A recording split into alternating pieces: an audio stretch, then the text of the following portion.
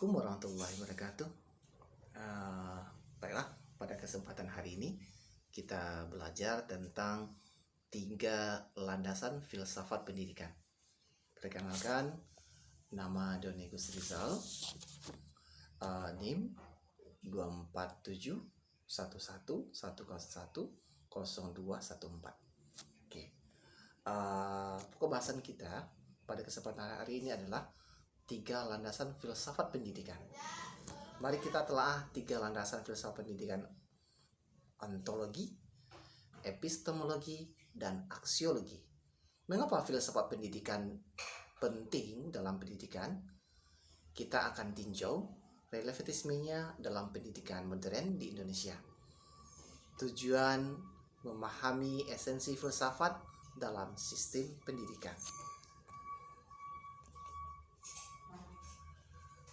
Pertama, kita akan belajar tentang landasan ontologi, hakikat, realitas. Kemudian, hakikat keberadaan. Ontologi membahas hakikat realitas. Pandangan ontologi mempengaruhi tujuan pendidikan.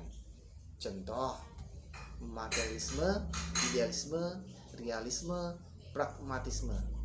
Realisme menekankan pengetahuan faktual dan keterampilan praktis.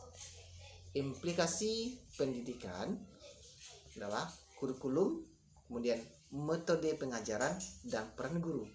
Sangat penting sekali dalam landasan ontologi tersebut. Kemudian, landasan epistemologi, hakikat pengetahuan. Hakikat pengetahuan.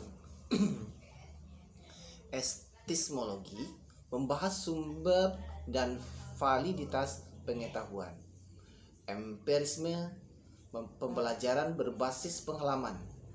Rasionalisme, penalaran logis. Konstruktivisme, siswa membangun pengetahuan. Kemudian metode pengajarannya adalah pengaruh terhadap metode kurikulum berbasis konstruktivisme, mendorong proyek dan diskusi.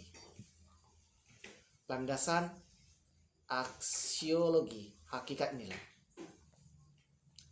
Nilai-nilai.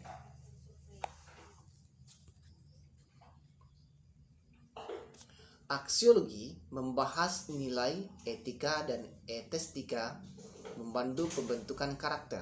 Contoh adalah kejujuran, tanggung jawab, keadilan, toleransi, dan kreativitas. Ini nilai-nilai yang diharapkan dari landasan filsafat tersebut.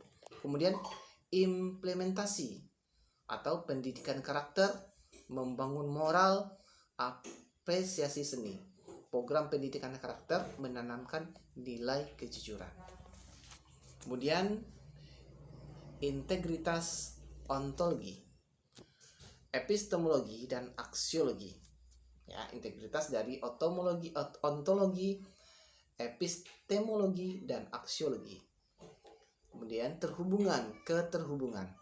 Ketiga landasan tersebut saling mempengaruhi. Pandangan ontologi mempengaruhi epistemologi dan aksiologi. Komprehensif. Pentingnya pengembangan ketiganya: studi kasus, pendidikan Finlandia, keseimbangan, kreativitas, dan kesetaraan.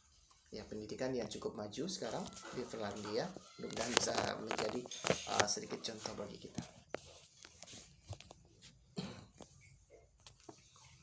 Kemudian langsunglah tantangan aplikasi di Indonesia. Tantangan keberagaman budaya dan keterbatasan sumber daya. Keterbatasan sumber daya kita sebagai pendidik, atau mungkin juga keragaman budaya membuat kita agak sedikit susah untuk mengaplikasikan di Indonesia. Kemudian mengatasinya, membangun kurikulum yang relevan. Bagaimana kita bisa membangun kurikulum yang relevan dengan sistem pendidikan kita. Kemudian bagaimana kita bisa menerapkan kurikulum yang relevan dan dengan berbagai macam kebudayaan yang ada di Indonesia. Aplikasi metode pengajaran efektif. Bagaimana kita bisa memberikan metode pengajaran efektif pada anak-anak sesuai dengan karakteristik mereka masing-masing. Beda daerah, bahkan beda karakter siswanya. Jadi kita harus memahami juga bentuk dan karakter masing-masing siswa. Selanjutnya adalah studi kasus penerapan filsafat pendidikan di sekolah. Nah, kemudian sekolah alam. Ada beberapa macam sekolah. Sekolah alam, pembelajaran langsung dari alam, ontologi.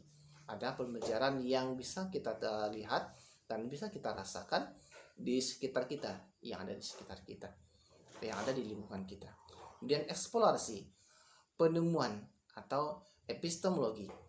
Dari sana pembelajaran kita langsung bisa menemukan contoh tentang kehidupan hewan. Kita bisa langsung menemukan yang ada di sekitar kita. Contoh lagi tentang gerak jatuh bebas, kita bisa menentukan langsung. Kemudian pelestarian lingkungan, ya. Lingkungan berperan penting dalam penerapan filsafat pendidikan. Kemudian kesimpulan, masa depan pendidikan berbasis filsafat. Ringkasannya adalah poin penting tentang 3 landasan. 3 landasan tersebut tentu penting dalam filsafat pendidikan. Poin pengembangan, refleksi landasan filsafat. Kemudian aksi, kolaborasi ciptaan sistem yang lebih baik. Ya, mungkin itu untuk pembahasan kita tentang 3 landasan filsafat pendidikan yang ada di Indonesia. Semoga bisa bermanfaat. Billahi taufiq wal hidayah. Assalamualaikum warahmatullahi wabarakatuh.